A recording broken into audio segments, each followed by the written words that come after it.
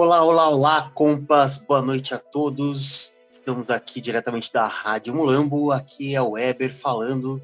Nós vamos ter um enorme prazer essa noite de conversar sobre soberania energética e energia no Brasil com o companheiro Pantaleão. Boa noite, Daniel. Boa noite, Binho. E aí, cara? Tá suave? Estamos no Brasil, né, cara? Então. Boa noite pra todo mundo, por enquanto. Boa noite.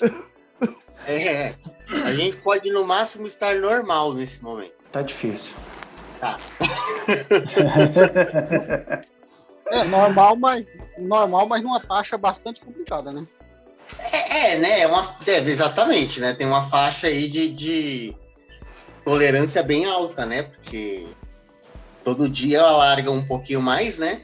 Eu não sei do que vocês estão reclamando. As instituições estão funcionando normalmente. Toda vez que eu escuto isso, me dá um arrepio na coluna. Dá, né? Meu brioco tranca na hora, mano. Foda. Vazado. Olê, muita gente no pessoal te conhece, mas a Rádio Mulambo, ela é um grupo que não é só do pessoal, né? É um grupo suprapartidário, né? Então nem todo mundo sabe quem é Alexandre Pantaleão. Por que você não se apresenta um pouco? Pois é, eu tô esperando vocês aí acabar o namoro de vocês aí, né? Pra me chamar. Mas até agora ninguém me falou nada, eu tô aqui só como ouvinte.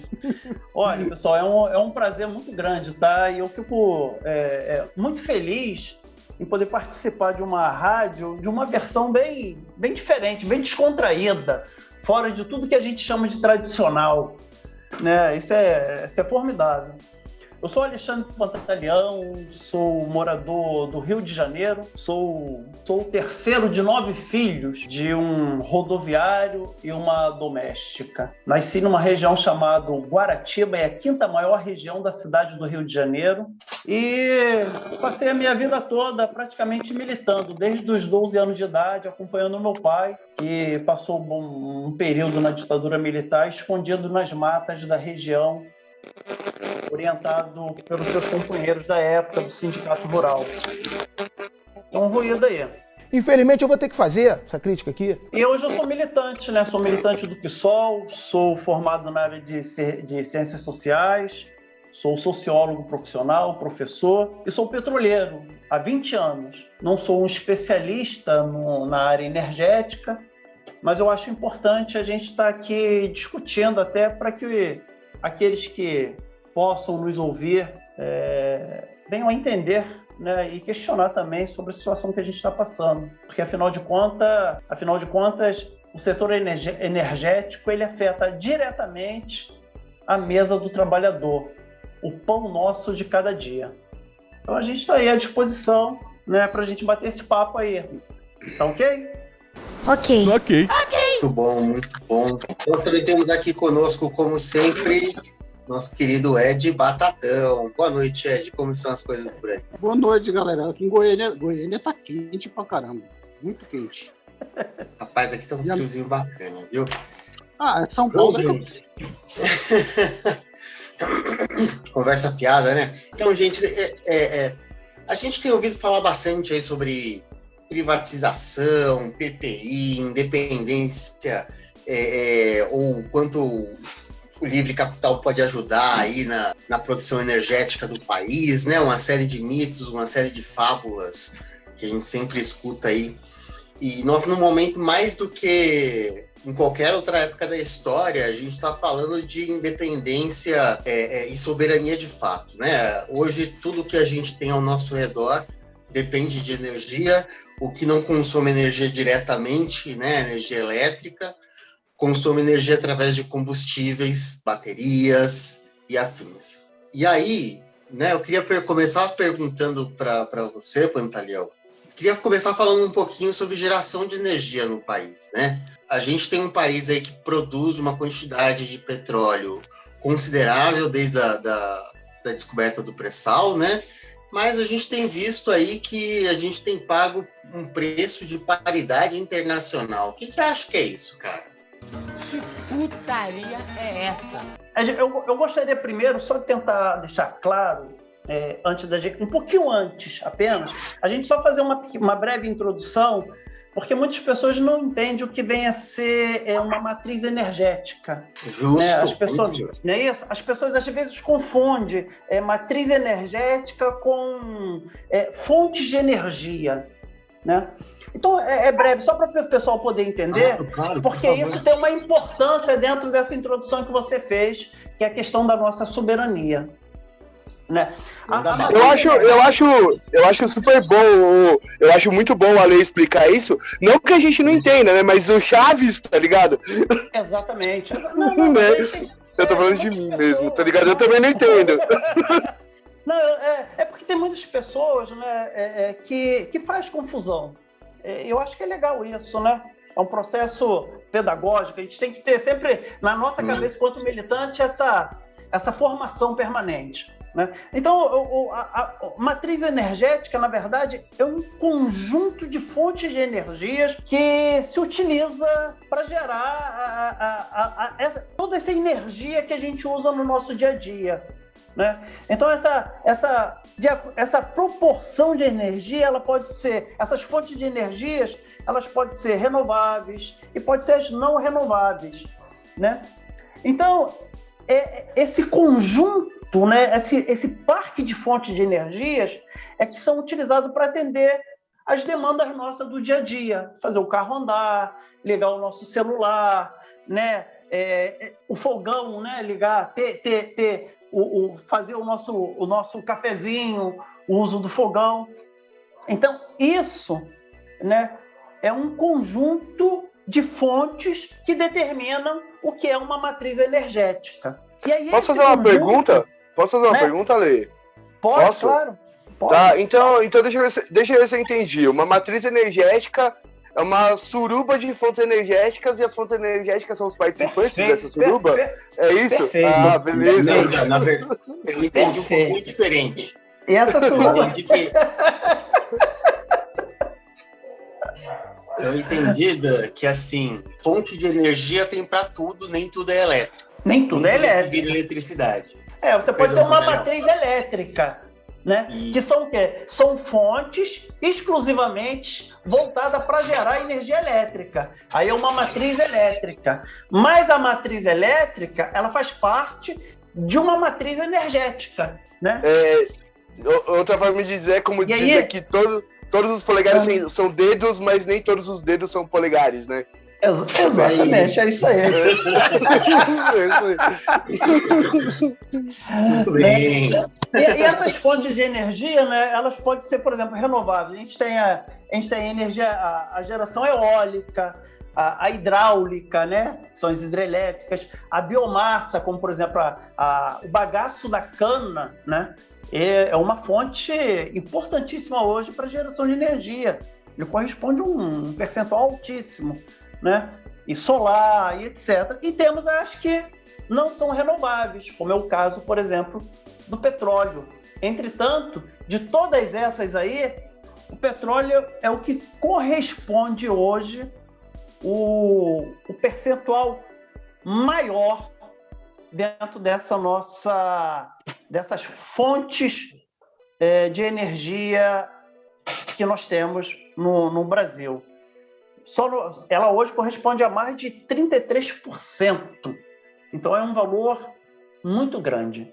E aí a gente estava falando sobre a questão do petróleo como dentro dessa questão nossa de soberania e por que está tão caro assim. Eu não sei se vocês sabem, mas lá nos Estados Unidos, todas as hidrelétricas elas são gerenciadas pelo Estado, pelo Exército. Sim. Porque é uma questão estratégica, de soberania. O falecido Leonel Brizola, ele dizia o seguinte: tudo aquilo que gera economia para o país tem que ser estatal, porque faz parte da defesa da nossa soberania. E aqui, nós, os países, né, como o Brasil, dominado pelo capital internacional, colocam na nossa cabeça que o Estado ele tem que ser totalmente mínimo, e aí vendem tudo. Se a gente for parar lá nos Estados Unidos, por exemplo, que é o símbolo, né, do capitalismo, quando ele diz, lá eles têm vários poços de petróleo lacrado. Aqui não. Aqui a Petrobras, por exemplo, recentemente, ela vendeu quase que todos as suas bacias em águas rasas, por exemplo, a P25, que é a região de Albacora, P50, P54, P17, são todas elas em água rasa. Elas estão todas para leilão, algumas já foram vendidas e outras não. Na região norte, nordeste do Brasil, hoje não há mais um escritório da Petrobras, foram todos eles fechados. E o pré-sal foi entregue basicamente para as empresas, as principais, vários poços já estão hoje na mão das empresas estrangeiras, norueguesas, belgas, portuguesas, estadunidenses. Absurdo. Então, se um país como o Brasil, continental como o Brasil, não tem na sua perspectiva, da sua elite política, né, que está governando o país, e eu não estou dizendo só de hoje, não, estou dizendo desde o processo de redemocratização, a gente não tem uma formação política que atenda e defenda a nossa soberania, aí fica muito difícil mesmo você avançar e crescer como um país soberano quando a nossa principal fonte de energia é dada para os estrangeiros. Eu já tive a oportunidade de falar isso na televisão e fui cortado. Queria até complementar, né, Pantaleão, que é uma coisa que o nosso ouvinte pode não estar ciente, por exemplo, é que a maior parte dessas empresas que hoje estão explorando nosso petróleo são estatais de outros países. Exatamente. Né? A antiga Statoil, a Equinor, é uma estatal norueguesa, por exemplo, e ela hoje detém aqui, né? A maioria da área do pré-sal são eles que estão explorando junto com a Shell. Então, isso é muito complicado. Isso é complicado demais. E aí, para piorar a situação... Mas que rir de tudo é desespero. Né? Talvez já respondendo lá o Dan, né? Essa vinculação que foi feito, essa paridade, né, do sistema, da variação essa vinculação ao sistema internacional da variação do dólar e do barril de petróleo, né, que eles chamam de PPI. Isso, na verdade, foi aprovado no governo Temer, lá em 2006, que é a paridade internacional, né? E aí, como que a gente... Sempre que tem uma variação do dólar, há um impacto direto no preço do barril. Portanto, naquilo que a gente consome, que é o combustível. Porque você falou do Temer aí. Eu queria fazer uma observação sobre isso, né? Porque quando a gente fala sobre o PPI, a gente vira e fala, né? Tipo, porque o Temer abriu o PPI e o Bolsonaro não fechou. Então a culpa é dos dois, né? Só que eu acho que, na verdade, né? Tipo, todo mundo é responsável, inclusive o governo do PT, talvez um pouco menos a Dilma, né? Mas quem abriu o capital da Petrobras para acionista foi o Lula, batendo no peito, falando é a maior capitalização da história da capital, né? E tem gente falando que ele é de extrema esquerda, né? Puta que pariu, tá ligado? É foda, né? É foda, tá ligado? Mas, então tem assim, jeito de você fazer isso. Você poderia abrir para capitalização mas e abrir só para investidor não. nacional. Não, cara, é um passo interessante. Tem jeito de fazer. Então, por que Deixa eu dar um pitaco aí. Você não abre para capital estrangeiro assim, entendeu? Exatamente, porque essa colocação das ações da Petrobras em Nova York, isso dá pretexto para os norte-americanos ficar metendo o bedelho toda hora. E se não fizer o que eles querem, já sabe as consequências, né? É bomba, ou então ele te ameaça com implantar a democracia no seu país. É foda, né? Como sempre, como em todo canto, né? Mas por que o Lula abriu o capital da Petrobras? Você que tá mais antenado. Um dia ele virou e falou, vai abrir o capital. Teve algum motivo pra fazer isso? Rapaz, aquilo ali, na verdade, são verdadeiros lacaios. Esse pessoal, eles não estão preocupados com a população, com o país de fato. Eles acham que fazendo esse tipo de negociata, eles estão impedidos, eles ficam assim, lacrados de serem destituídos do poder. Você sabe aquela história de fazer média com Deus e o diabo? Essa é a história deles. E isso é um mal muito grande, porque nessa abertura, ele criou a possibilidade de chegarmos aonde estamos. Na verdade, você tem razão, Dan. Entendeu? Tá errado isso. Né? Nenhum país decente no mundo que detenha as riquezas que o Brasil tem, principalmente quando se descobriu, né, que nós poderíamos ser a quinta potência na geração, na exploração de petróleo, com a descoberta do pré-sal, isso no ano de 2000 para 2001, era para a gente ter isso nosso como uma espécie de colchão para investimento, por exemplo, nas nossas crianças.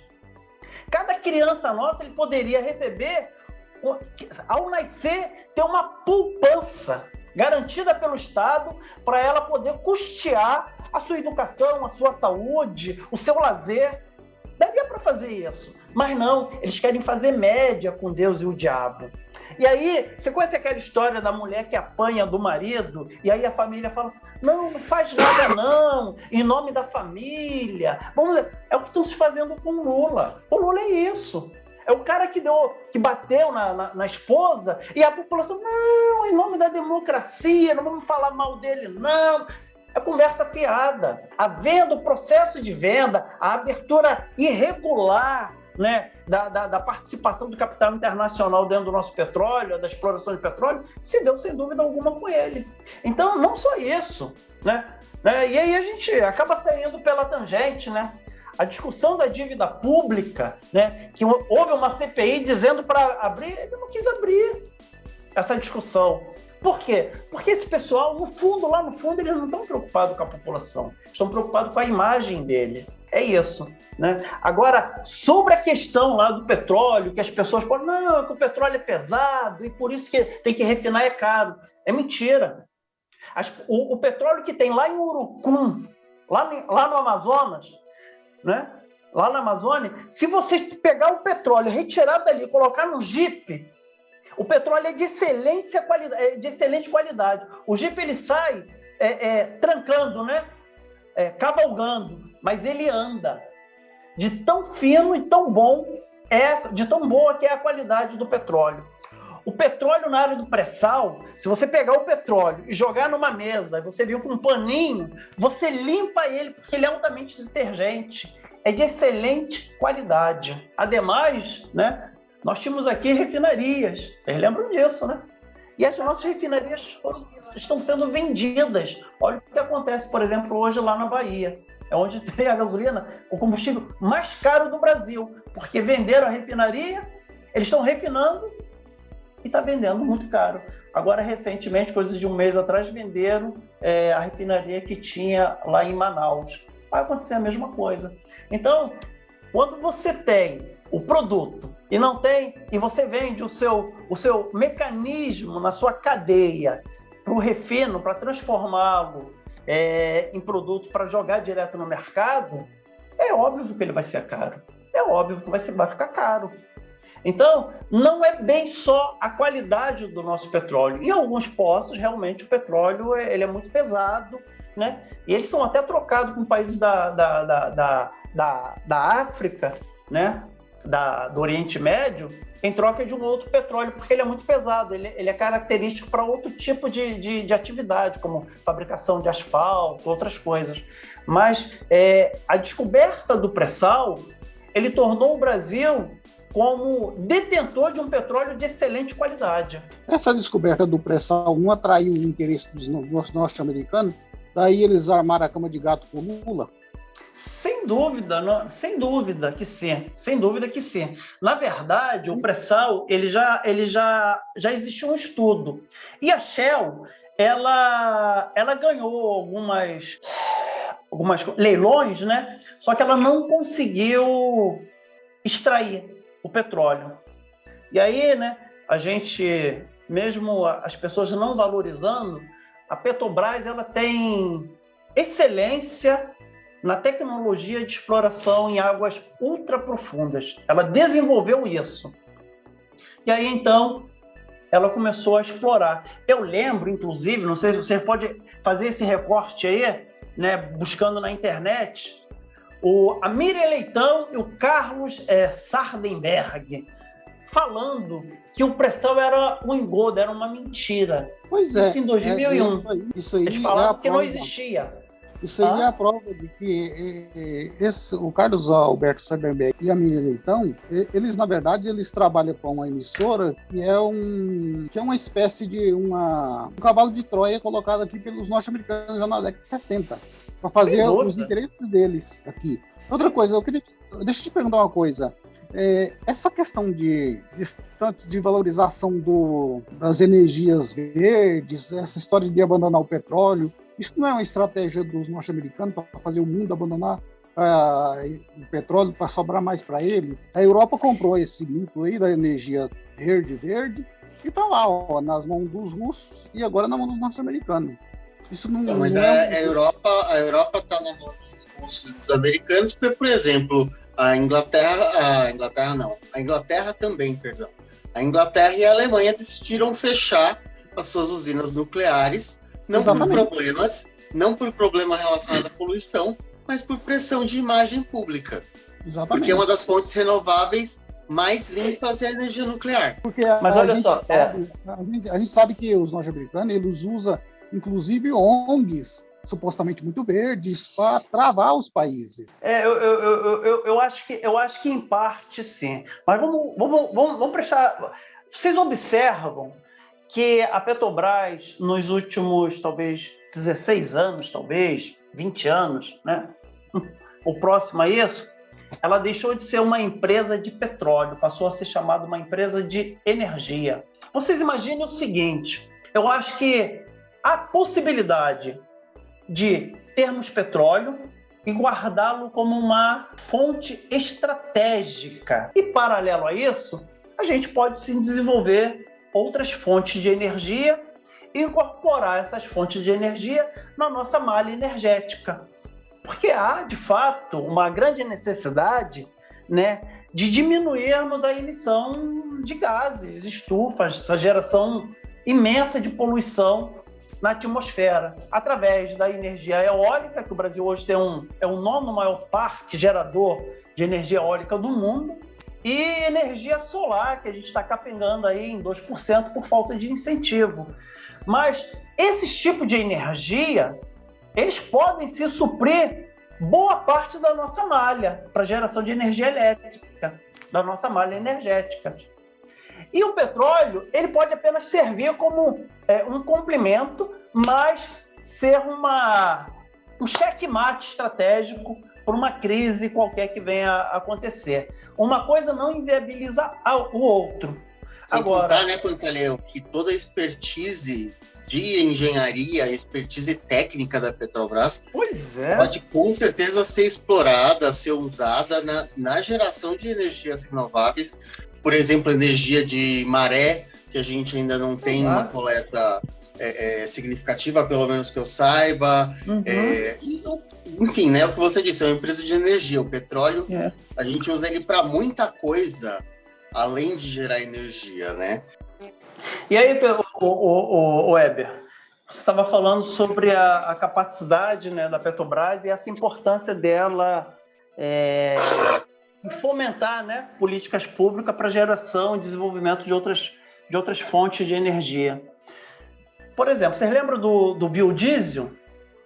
A Petrobras montou uma empresa, uma fábrica para geração do biodiesel no agreste brasileiro.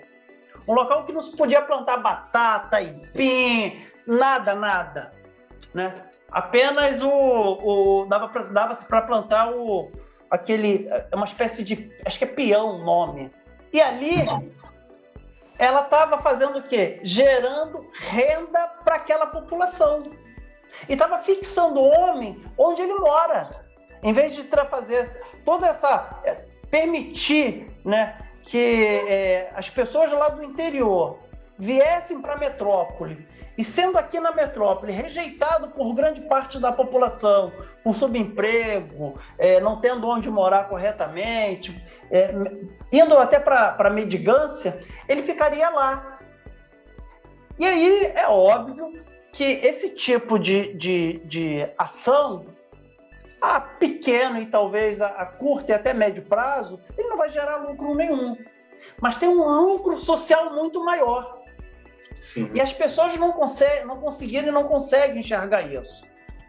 Né? Então, a Petrobras, ela tem que ter essa responsabilidade. Quer dizer, a empresa estatal, de um modo geral, ela tem que ter esse objetivo, né? Que não é o lucro capital, mas o lucro social que ela tem que gerar. Porque não é função apenas da estatal gerar lucro, né? Esse não é o objetivo central dela. Então, a Petrobras, ela tem isso, ela tinha esse papel e deveria ter esse papel. Só que hoje quem está ganhando com isso são os acionistas, né? Nunca se ganhou tanto como tem se ganhado atualmente, agora, na Petrobras, sendo um acionista. E a população, cada dia, pagando muito caro. E isso tem um impacto muito grande, né? Na sociedade. Pois é, né? E aí aquela pessoa que tem 5, 10 mil reais em ações, acha que tá ficando milionária. Na verdade, são grandes fundos internacionais, né? Triste. Mas a pessoa, ela não tem noção, né? Eu costumo dar um exemplo para o pessoal, o seguinte: quando o banco quando a gente está devendo ao banco, devendo uma loja, e eles começam a te perturbar ligando para você, você tem que pagar, e aí é juro sobre juro, né? E aquela dívida que era de R$500, no outro mês já é 1.000, no outro já é quase 1.500, e aí a pessoa fica desesperada. O que ela faz? Ela pega e vende o fogão dela e paga, dá para pagar apenas aqueles juros, mas a dívida continua. E aí, no próximo mês, ela não tem nem o fogão para vender. E também não tem o fogão para fazer o seu sustento. Quando o governo, ele vende, o Estado, né, ele vende e desfaz de empresas estratégicas, como geração de energias, né, distribuidora de energia, como é o caso da Eletrobras. Eles falam que isso é para custear, né, o pagamento de dívidas, para custear o desenvolvimento, um desenvolvimento ambiental, saneamento básico. É tudo balela. É como a gente falou agora da abertura do capital da Petrobras, quando a desculpa disso aí era conseguir dinheiro para fazer investimento para explorar o pré-sal. Não é isso, Panta? Se eu não me engano? É isso, não era? Não foi por isso que abriu o capital? Desculpa, Daniel. Realmente foi necessário desenvolver muito. Não é necessário nada, cara. Emite dívida, título da dívida, dane-se, mano. Exatamente. Depois, veja, a forma que foi feita, mas que precisava-se de dinheiro para isso, precisava-se. Conversa fazer de outra fiada. forma? Podia, mas precisava-se desse investimento. Tudo bem. Agora você abrir mão da soberania do seu país, né? Você achou que não ia dar errado. Como diria nosso excelentíssimo presidente, não tem como não dar errado. Vai dar errado. A hora que você coloca capitalista no meio da Petrobras, tá ligado? Não é? Tipo, tá lá, mano. É colocar o ovo pra tomar conta do galinheiro. A verdade é essa. Pra você ter ideia, olha a estratégia dos caras. A atual gestão da Petrobras, por exemplo, eles falam que vão vender todos os poços em região rasa e vão ficar com pré-sal porque é extremamente rentável. Antes não era. Por quê? Porque o barril do petróleo estava um valor abaixo, $60, $50, por aí. E aí o custo-benefício da exploração na área de pré-sal ia ficar muito, muito próximo do valor. Então não era rentável. Hoje o valor do petróleo, né, tá alto. E aí, o que acontece? Eles querem vender, não é isso? Tá em torno de 100, 101 real o barril do petróleo. Aí eles vendem. Só que esse preço ele não vai ser ad eterno. Ele é cíclico. Quando cair, o que vai acontecer? Olha, a exploração na área de pré-sal também não é mais rentável. Eles vão vender. Entendeu? Porque a gente não vai ter essa balança. Então, a gente precisa ter os poços de petróleo na área rasa e na área de pré-sal, porque a qualidade é muito boa. Gente, em Sergipe descobriram petróleo, uma reserva imensa, em terra. Foi vendido. Em terra. Vendido. Então, é tudo, na verdade, uma grande jogada, né? Uma grande encenação para a gente cair nesse conto da carochinha. E aí, o que está acontecendo de fato, eles estão entregando aquilo que nós temos de mais precioso, que é a nossa soberania. Quando você não é dono do seu gerador, né? Do motor motriz que faz ele gerar, que é a economia, a geração de energia, você está fadado à miséria eterna, que é o que eles estão fazendo. Isso a gente está falando apenas em petróleo. Mas vocês lembram, por exemplo, do Parque Eólico Neutral? Ah, lembro, claro. Você lembra, Batatão? Eólico Neutral, então, é isso mesmo, claro. Lembro. Que porra é essa, Tanto? Eu não sei, não. Eu não sei nem falar o nome desse negócio aí, mano. O complexo eólico dos Campos Neutrais, ele foi o maior parque da América Latina. Ele foi construído no governo da Dilma, né? Ele custou mais ou menos em torno de 3,4, 3,5 bilhões de reais para a construção. E no início do governo desse desgoverno aí do Temer, do Bolsonaro, ele foi vendido. Sabe por quanto? Algo em torno de 500 milhões, não chegou nem a 1 bilhão. Qual a justificativa? Nenhuma. Foi construído com dinheiro público, né? Com apoio de uma empresa estatal geradora de energia, a Petrobras. A capacidade desse Campos Neutrais, ele dava para abastecer Paris, São Paulo, só ele. E foi dado por 500 milhões, gente. A justificativa? Não há. É o que está sendo feito.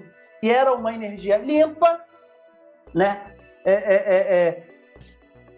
Importantíssimo para ser integrado aí nessa malha, na política internacional, de acordo com o Pacto de Paris, etc., né?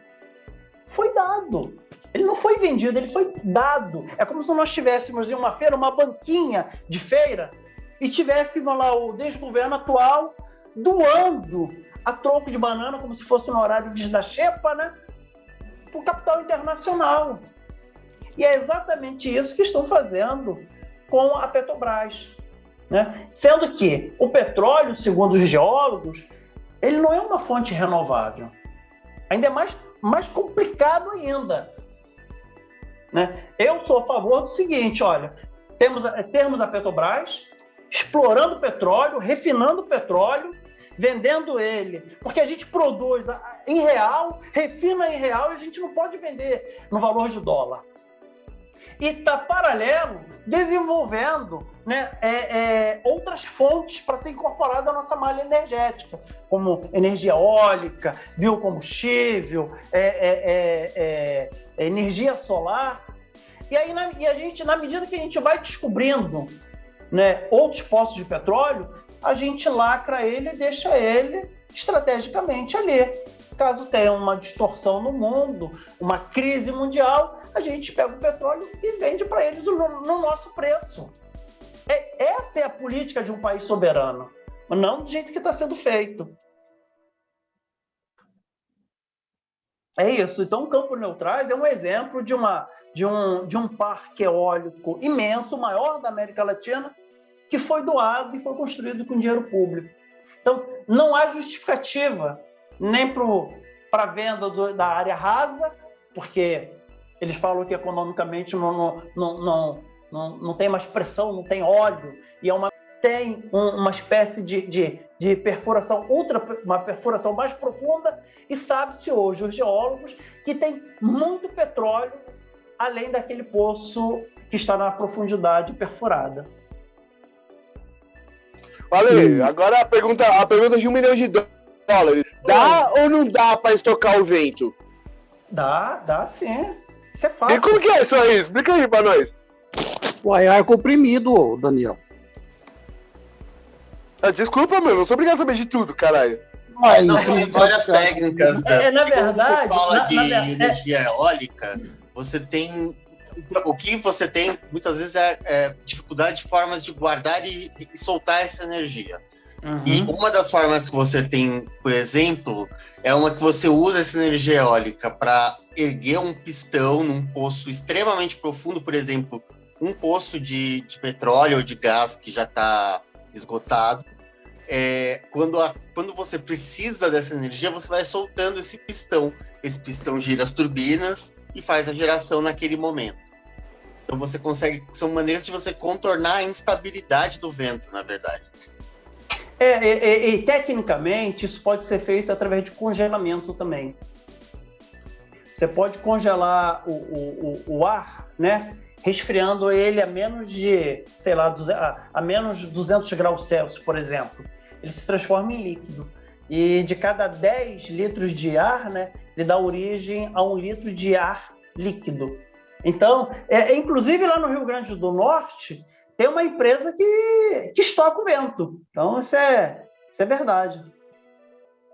Dilma profética. Na verdade... mas tem um vídeo da Dilma circulando por aí, quando ela fala tudinho o que ia acontecer na sequência, se derrubasse ela. Realmente, ela acertou muito bem. É que, na verdade, a Dilma ela é uma técnica. E os exemplos que ela dava, ela não talvez pelo jeitão dela mesmo, né? Ela não conseguia transformar aquilo em uma linguagem comum para as pessoas mais humildes, né? Mais simples. E isso criou muito... Por exemplo... Você lembra quando ela falava, por exemplo, de um cálculo que ela fez de cabeça e falava que não é tanto por cento, que na verdade não é tanto, é tanto, né? E as pessoas começaram a rir dela. Ela fez um cálculo de cabeça de matemática financeira, que é extremamente difícil. E ela estava certa. O cálculo que ela fez de cabeça estava correto. Um cálculo dificílimo de se fazer em memória. Então as pessoas não acham, e acham que tudo é brincadeira, que a gente ri da nossa própria ignorância, sem saber que estamos rindo de nós mesmos. Eu vivo fazendo isso, cara. Todos nós fazemos, meu irmão. Todos nós fazemos. Mas você não. Você é fera. Tem gente até hoje que ainda defende o Bolsonaro, que o STF não deixa trabalhar. Pois é, né? A gente tem tanta coisa capaz, né, gente, de desenvolver. A gente tem um complexo realmente, como dizia alguns estudiosos, né? A gente tem um complexo de inferioridade muito latente, né?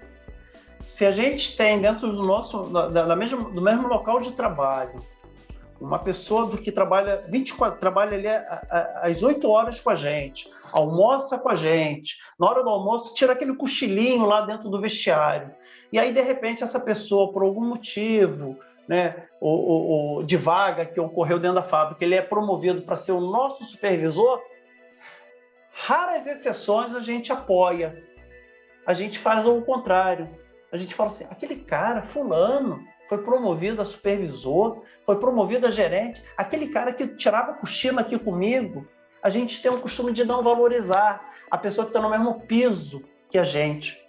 A gente está acostumado a valorizar o cara que é bonitão, que tem olhos verdes, azuis, que fala 3, 4 idiomas, que é de um berço rico, mas somos incapazes de valorizar os nossos iguais, porque parece que a gente não aceita que aquela pessoa seja promovida ou seja reconhecida. Parece que a gente acha que ele está sendo colocado como superior a gente, e não é nada disso, né? Então, é uma pena, porque nós temos excelentes técnicos. Eu trabalho há mais de 20 anos, por exemplo, na área de petróleo, e eu canso de ver trabalhadores nossos corrigindo técnicas adotadas de profissionais que vieram de fora. São pessoas comuns como nós, não tem nada diferente. Mas muitos acham que esses caras são deuses. Não são.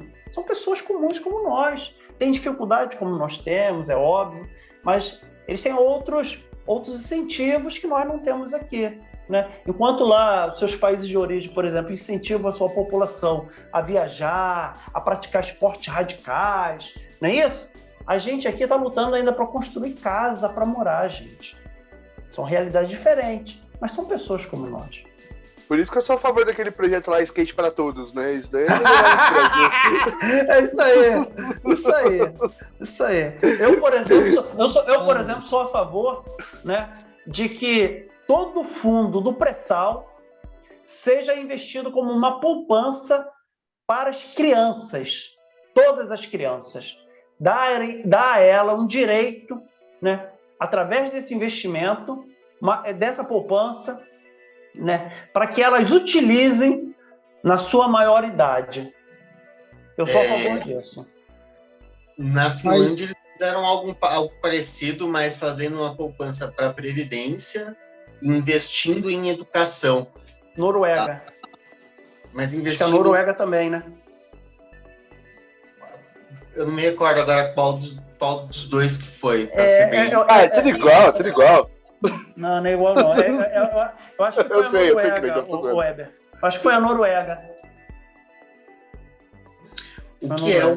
O que é uma coisa absurdamente razoável de se fazer, né, gente? Porque se a gente for parar para pensar, não precisa... É nosso, isso é nosso. O problema é a visão daquele... Porque, gente, se a gente for parar para analisar, os nossos dirigentes políticos são os mesmos da ditadura militar. Não são as mesmas pessoas, mas têm as mesmas características na sua formação e atuação. Qual a grande diferença que a gente tem, se a gente for parar para pensar? Na verdade, eles são crias deles. Porque eles não têm visão estratégica. Os militares, pelo menos, fizeram coisas de visão estratégica nacionalista, né? Aí a ditadura, a sanguinolência é outra coisa. Mas eles tinham visão estratégica. Você falou de nacionalismo. Falou da redemocratização para cá, a gente só mergulhou. Teve um pouquinho de recuperação com o Lula e depois só mergulhou. O país só mergulhou. Isso mostra também, aí não é de surpreender que apareça um sujeito tão desqualificado quanto o Bolsonaro, que consegue chamar a atenção da população e jogar a população contra a democracia, porque a democracia não trouxe nada para a população. O Bolsonaro, ele fez um discurso radical. O discurso que a esquerda deveria ter feito, não fez. Ele fez. Pois é. E aí, diante daquela decepção imensa de corrupção, disso e daquilo, que também tem muitas questões questionáveis, ele aproveitou essa brecha e ocupou o espaço que era para ser da esquerda. Né? E aí o nosso candidato, com todo respeito às pessoas que votam, que gostam, eu particularmente gosto pessoalmente muito dele, na primeira oportunidade que teve para falar algo, para se posicionar como algo contrário, ele falou o seguinte: boa noite, meu presidente Lula. E aí a gente perdeu o giro da roda. E aí, para mim, aí foi a gota d'água. Então, falta na gente, porque a gente às vezes tem medo, vergonha, receio de falar: não, eu sou radical, eu não posso defender essas questões porque são de questões radicais.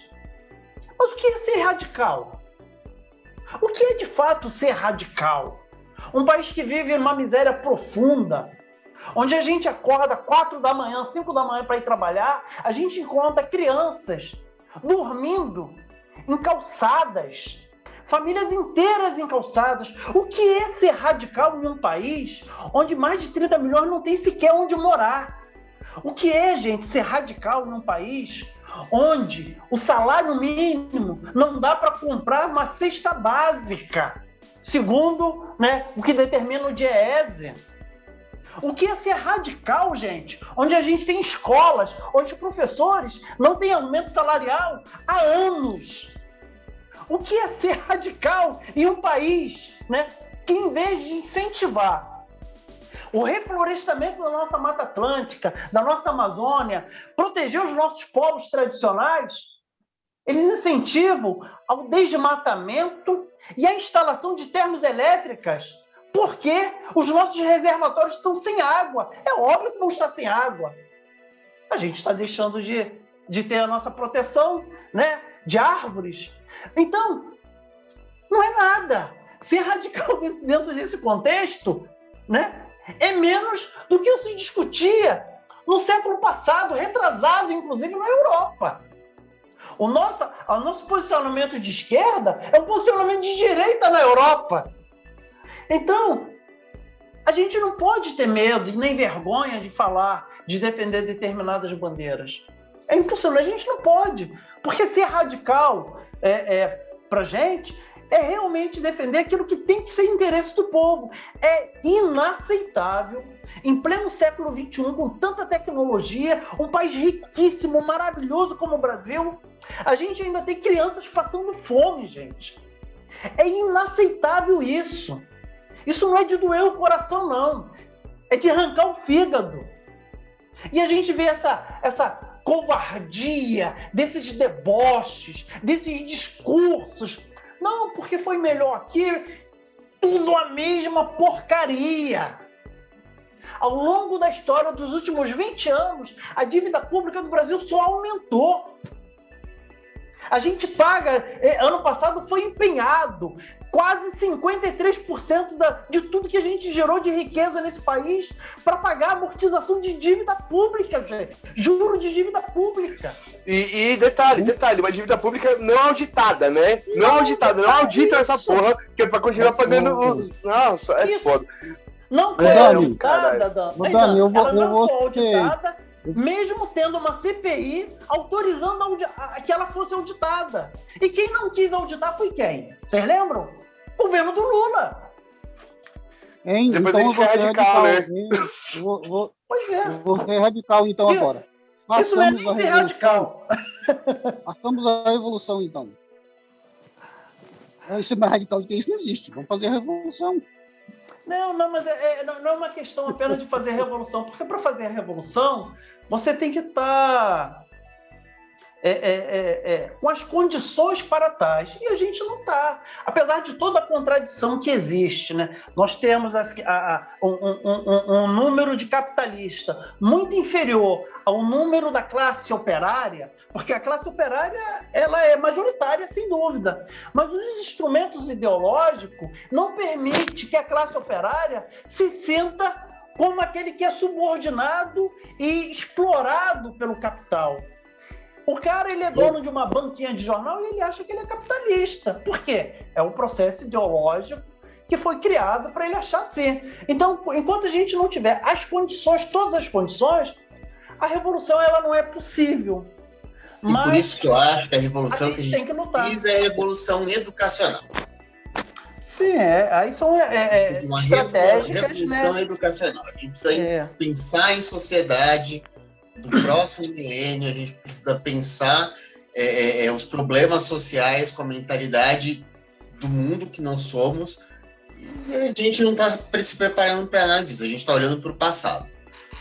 Mas enquanto isso a gente não consegue, né, eu acho que a gente tem que defender, né, que a nossa malha energética ela continue crescendo, voltada para energias renováveis, de impacto ambiental baixos, e que a gente não permita retrocessos, como, por exemplo, o que está acontecendo aqui no Rio de Janeiro. O governo do estado autorizou às pressas a instalação de 4 termoelétricas que vão funcionar, vão ser acionadas por gás natural liquefeito em uma baía chamada Baía de Septiba, que é um bioma extremamente frágil. Olha só, hein? Angra 3, cadê? Né? Pois é. E é uma empresa, gente, turca, que foi recusado o seu projeto na África do Sul. Eu estou falando isso para mostrar para vocês o tipo de gestores públicos que nós temos, que são os mesmos lá da época da ditadura militar, são os seus alunos. Esse tipo de gente são as pessoas que se alimentaram nos mesmos chiqueiros que esse pessoal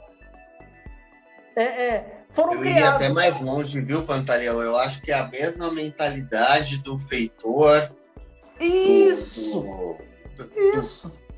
Do colono que vinha para cá e tinha sua nomeação pelo rei e achava que era nobreza, né? E aí uma burguesia que queria ser cosmopolita mantendo escravo, né? Isso. E aí eu tomo a liberdade, gente, de falar o seguinte: quando a gente resgata a história de político como Carlos Marighella, Lamarca, Leonel de Moura Brizola, né?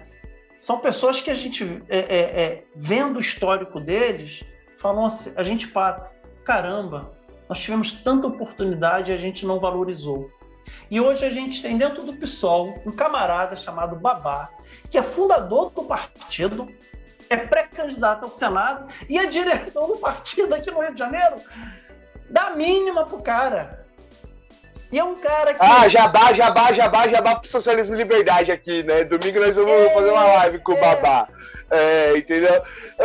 O Babá foi um dos 4 deputados que foi expulso do PT por ser contra a reforma da Previdência. Exatamente. Só pra vocês saberem. Isso aí. E aí, cara, o que acontece? Se você pegar o histórico do Babá, ele foi deputado federal, ele foi oficial de justiça lá no Pará, é professor universitário de engenharia, foi vereador, foi deputado estadual, foi deputado federal. E aí você fala assim, pô, Babá, você não vive só de aposentadoria de parlamentar. Ele recusou a aposentadoria porque ele acha um escárnio com dinheiro público. Olha só, hein?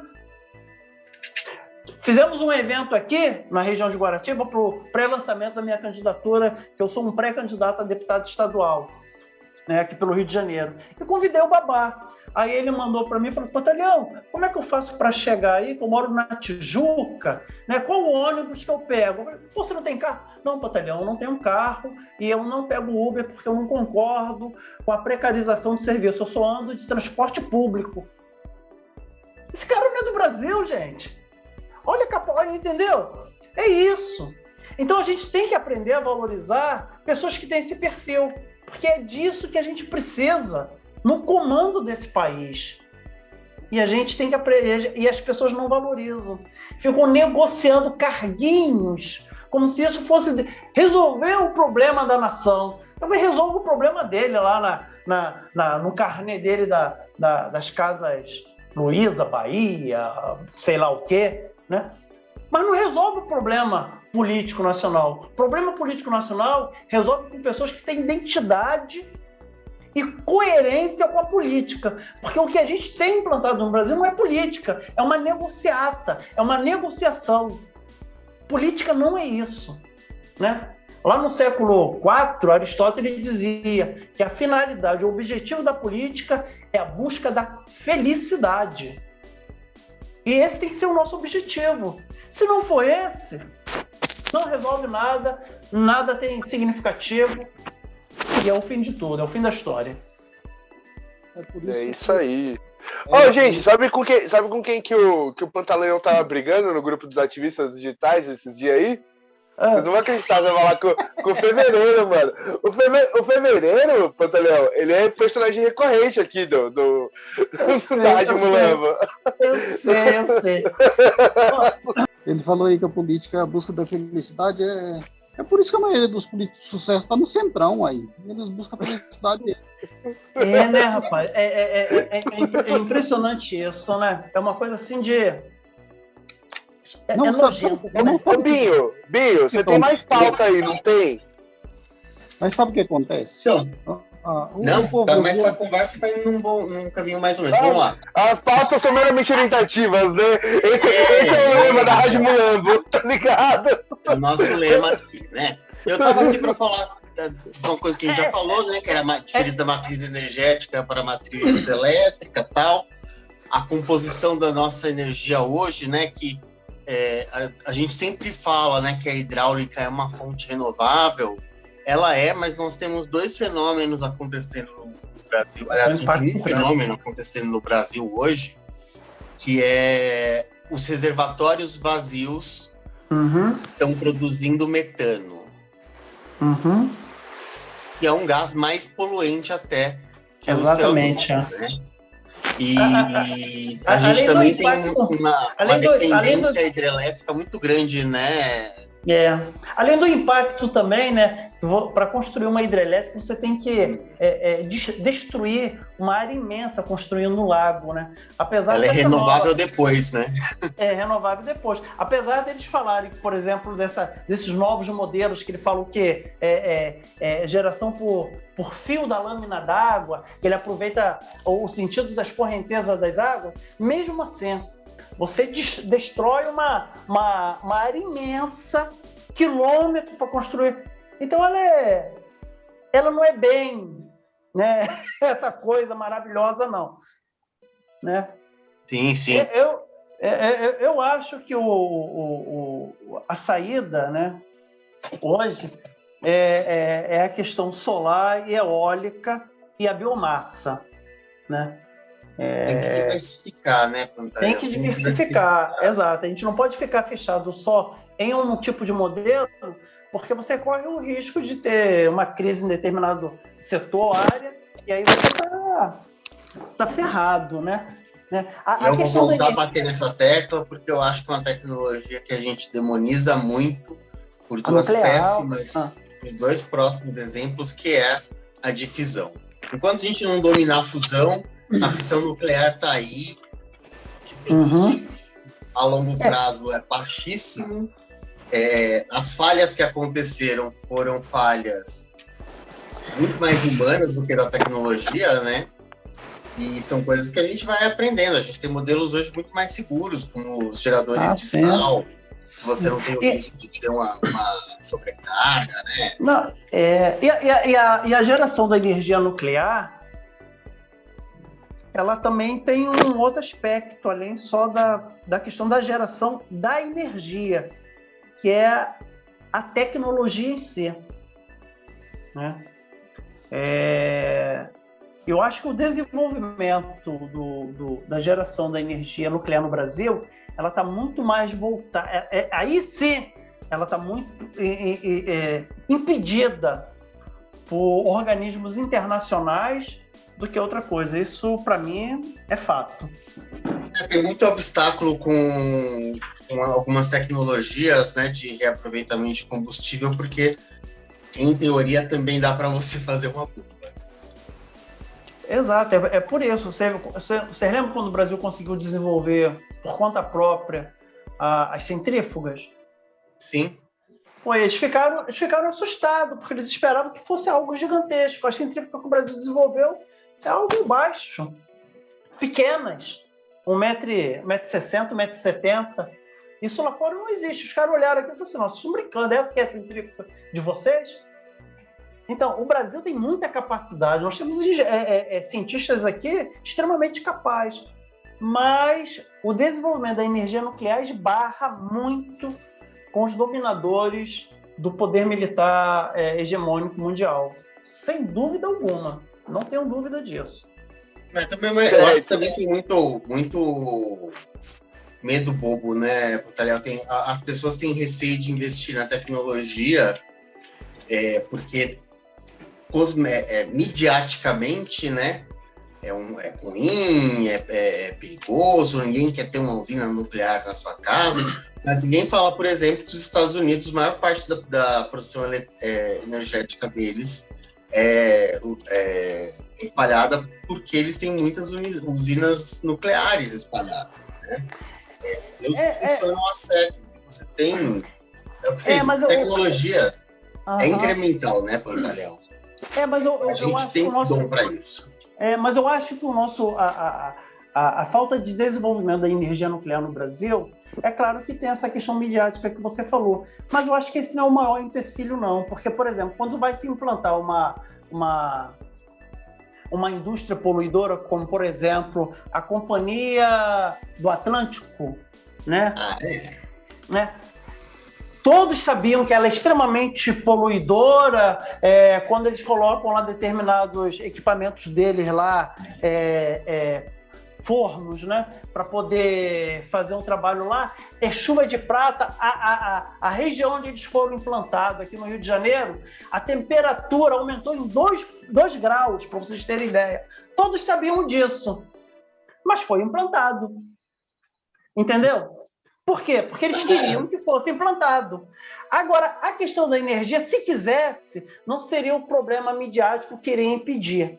Eu acho que é mais uma questão mesmo de não permissão dos países que dominam. Então, né, gente? A gente falou um pouquinho aí sobre matrizes de geração, né? A gente falou um pouquinho aí sobre esse absurdo de construirmos termoelétricas. Aliás, gente, toda vez que vocês olharem para a conta de vocês, tiver lá amarelinho, vermelhinho, é porque o governo está queimando o seu dinheirinho com termoelétrica, que é uma geração de energia cara para danar aqui, e que é para compensar o quê? Os reservatórios vazios, por causa do quê? Do desmatamento. Por causa de quê? Por causa de ganância. E é isso aí. Me sinto tão vivo! Isso. Exatamente isso. Exatamente isso. A matriz elétrica nossa, né, mundialmente, ela é renovável, né? É reconhecida mundialmente como uma das mais renováveis do mundo. Só que, para você ter ideia, biomassa, essa questão da biomassa, o bagaço da cana que eles utilizam, de resto de celulose, isso corresponde na nossa malha energética, né, na matriz elétrica, 9,1%. A eólica está em torno de 9%, a solar em torno de 2%. A hidráulica, né, que são as hidrelétricas, é 65%, é um número muito grande. E aí é aquilo que você estava falando, né, Heber? A gente acaba ficando na mão apenas de uma fonte, né, geradora de energia elétrica, que é a hidrelétrica. E isso é perigoso. Por isso que a gente tem que diversificar mais, né? Por isso que a gente precisa ampliar mais, né? E eu acho que aí a nuclear ela é uma malha importante, sim. A eólica é importantíssimo, e a biomassa também. A biomassa também ela tem um papel muito grande, e eu acho que são os caminhos que a gente tem que lutar para desenvolver, sim. E uma outra coisa importantíssima e que é pouquíssimo falado é a rede de transmissão, né? A gente fala muito de geração, fala muito de distribuição e fala muito pouco de transmissão. Se você não tiver uma rede de transmissão integrada, vai acontecer o que aconteceu aqui no passado, lembra? Né? Apagão.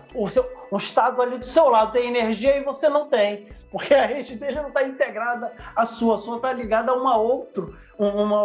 E aí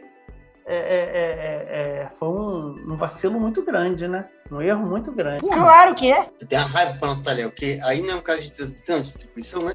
Mas a rua que eu moro, o quarteirão de trás é outra rede. Quando acaba a luz aqui no meu prédio, eu vejo da janela de trás tudo ligado. Dá uma raiva disso, rapaz. Aí é foda. É verdade. Mas é que os caras roubam os fios, Heber. Rapaz? Nunca pensado nisso? É porque a energia, né, gente? É uma coisa você produzir, como você estava falando, né, Heber? Os geradores, essa coisa. Outra é quando elas são transportadas através dos cabos aéreos. E aí é uma coisa... Se você não tiver interligação ou interface entre uma e outra, para que você possa fazer uma espécie de bypass, isolando uma, transportando para outra, é uma questão de engenharia, né? Isso, mas já se melhorou muito, né? Já se melhorou muito. E é uma outra coisa que estão querendo privatizar também, né? Oi? Por questão de ordem aqui. Alexandre Pantaleão, né? Eu abri aqui você tem canal no YouTube, né? Tem. Ah, tá. Eu acabei de me inscrever aqui. Dani, o bicho é gato, rapaz. Não é minha praia, não, mas o bicho é gatão. Ele é, cara. Os militantes pira, cara, do Pantaleão, você não tá ligado? Ô, Pantaleão, em nome das militantes do pessoal, me permita dizer uma coisa. Deixa a barba crescer de novo, viu? Tem gente reclamando. É mesmo, é? Não tô sabendo disso, não. Né? Tô te falando aqui, mano. Olha, os nossos militantes a gente tem que tratar com muito carinho, muito respeito, né? Muita camaradagem, porque é muito raro a gente encontrar mulheres tão corajosas, tão bravas, né? E tão destemidas como as que nós temos no nosso partido, né? E isso é uma coisa que a gente tem que saber. O pessoal é só a mulherão da porra mesmo, tá ligado? É isso mesmo. É foda. Porque é difícil, né, gente? A mulher ela tem pouquíssimos espaços na maioria dos partidos, né? E a gente tem que valorizar esse pessoal aí, essa mulherada, porque, olha, é uma luta muito grande. E elas estão de parabéns, né? As mulheres acabam tendo mais espaço em partido de esquerda, né? Aquele espaço genuíno. Porque nos partidos aí... Em alguns partidos de esquerda. Eu vou falar pra você que é o pessoal, o PCdoB e o Rede, mano. Né? Nos outros partidos de esquerda é muito mal menos isso aí. Até porque, né, Dan, o Weber, né? O que é um partido de esquerda de fato, né? É uma outra discussão, né? O que topar fazer. Eu encontro muitos partidos que se falam de esquerda, mas eles adotam medidas liberais, né? E aí, pra mim, já não são mais de esquerda. As coisas estão tão complicadas. Eu não vou entrar nessa briga aí, não. As coisas tá... Cadê o tabaco?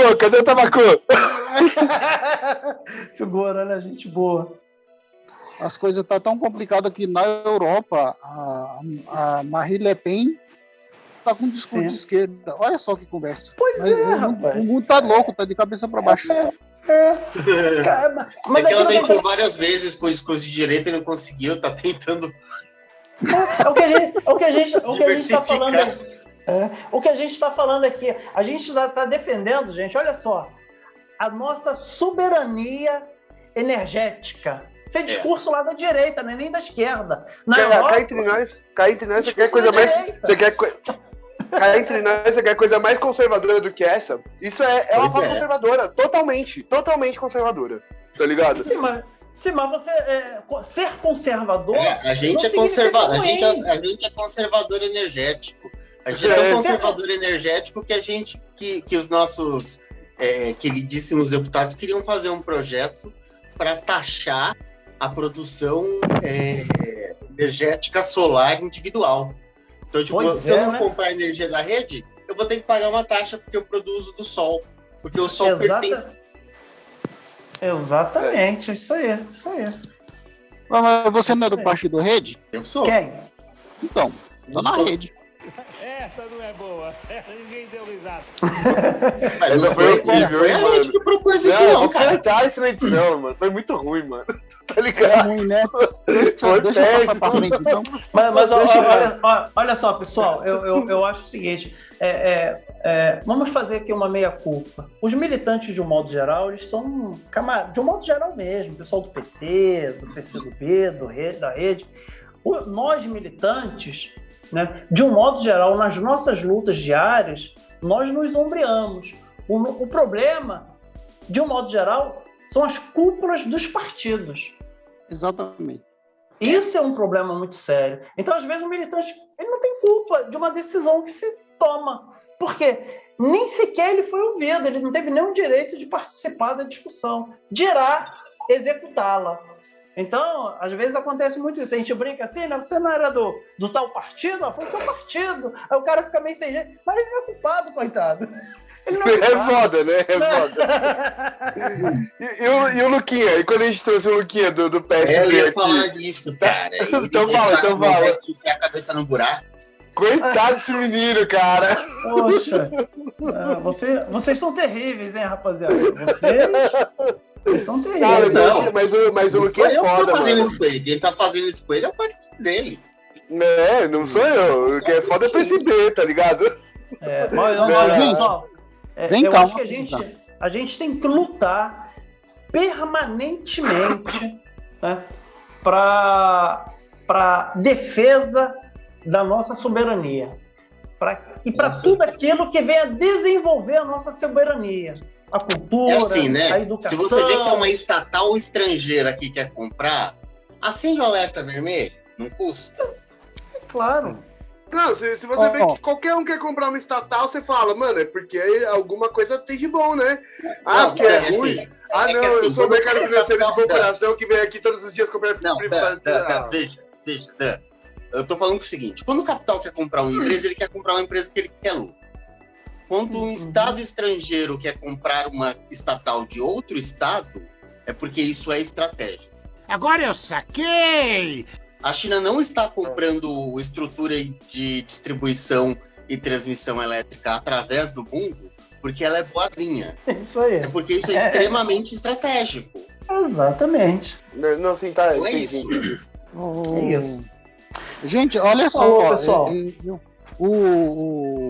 O México, o novo presidente do México, o Andrés Manuel López Obrador... Você é mó fanboy desse cara também, né? Não, Todo deixa, dia tem que cara. falar desse maluco. Não, mas eu posso explicar. Se eu explicar, você vai compreender o porquê que eu considero ele por Por favor, me ilumine com sua sabedoria aí de batatão.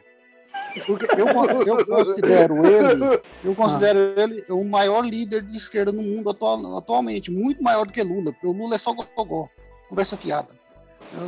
É lógico que na frente do Bolsonaro qualquer um é melhor. Então o que acontece? Como é que é o nome do cachorro? É o Joe. Joe.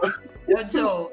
Anti-Bolsonaro, assim, a prioridade, se quiser lançar o Joe, tá ligado? Eu tô brincando. Eu voto no Joe, mas eu voto no Bolsonaro. Eu sou presidente, gente, ó. Eu voto no Joe, mas não voto no Bolsonaro. Esse é o espírito. Eu votaria até na Peppa Pig, mano. Tá ligado? Ele assumiu lá o México, um país super arrebentado, ao lado dos Estados Unidos, como disse Porfírio Dias, que pobre México, tão longe de Deus e tão perto dos Estados Unidos. Então eles estão numa gaiola geopolítica. Eles não têm muita margem de manobra. E o que o Andrés Manuel López Obrador fez?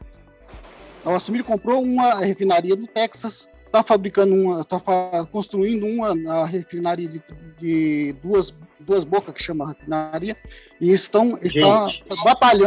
batalhando para buscar a sua independência energética. E os Estados Unidos estão matando em cima. O Japão não tem uma gota de petróleo, e tem refinaria para refinar o óleo mais pesado. Isso aí. Por quê? Que burros, né? Eles nem têm petróleo, por que eles têm refinaria? E por que ninguém quer comprar a nossa refinaria que está vendendo a preço de banana? Porque quem precisa, quem tem potencial para isso, já tem refinaria. É por isso que vende tão barato, né? Fazer que nem fizeram lá na Bahia. É isso, gente. Abordamos aqui o principal que estava aqui na minha pautinha. O papo tá muito bom, Pantaleão. Muito bom ter você aqui com a gente. Olha, eu agradeço mas, muito. né, já são 2 horas e cacetada aí pro nosso pobre, pro nosso editor. Olha, deixa eu fazer propaganda do meu último vídeo. Eu também tenho canal, assinem lá no meu canal no YouTube. Eu soltei o último vídeo, agora os bolsominions tá me xingando de qualquer coisa. Eu falei. Não, faz comercial aí. Eu falei o seguinte lá, já logo no título, né?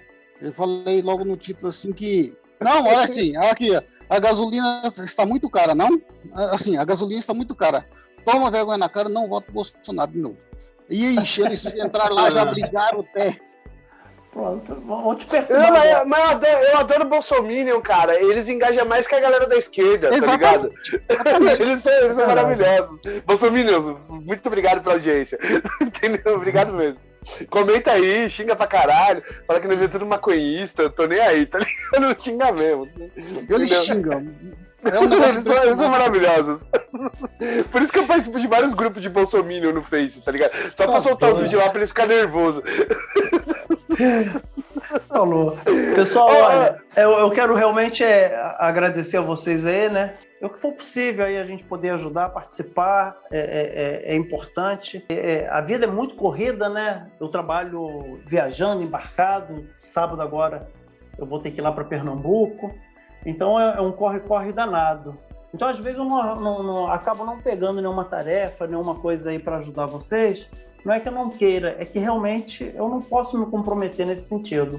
Tá? E ainda mais esse ano, porque a gente passou 2 horas aqui com o Pantaleão sem falar que ele é pré-candidato, né, galera? Ele é pré-candidato. A gente não falou isso uma vez aqui, tá ligado? A gente chegou lá no final que ninguém chega, né?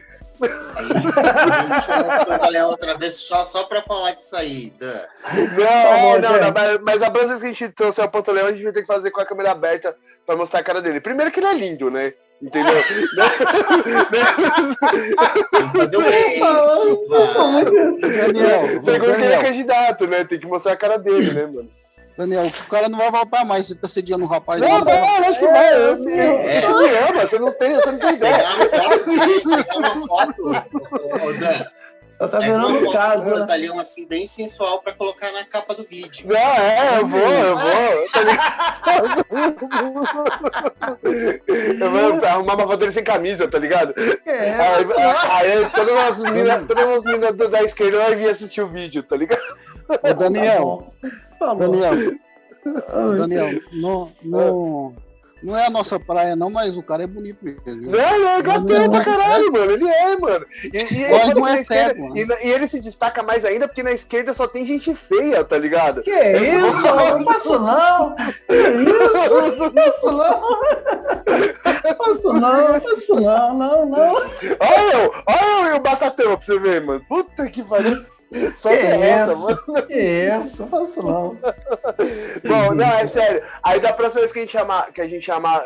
Bom, na verdade eu não sei se eu vou fazer aqui, ó. Acho que eu vou fazer no Socialismo e Liberdade, mas a gente podia convidar o Binho e o Batatão pra vir quando você vier no socialismo, hein, cara? O que você acha? Vamos convidar os dois? Legal, claro. Né? Vai ser várias merdas que a gente vai falar, tá ligado? Isso, é mais legal. Só não chama em fevereiro, tá bom? Não, fevereiro não, né? Brincadeira, fevereiro, eu te adoro. Um beijo, mano. Então, a gente esteve aqui com o Pantaleão, militante do PSOL, petroleiro e pré-candidato ao deputado federal ou estadual, Panta? Estadual, né? No Rio de Janeiro. Vocês devem ter notado pelo sotaque e pelo uso do U na palavra 12. Também.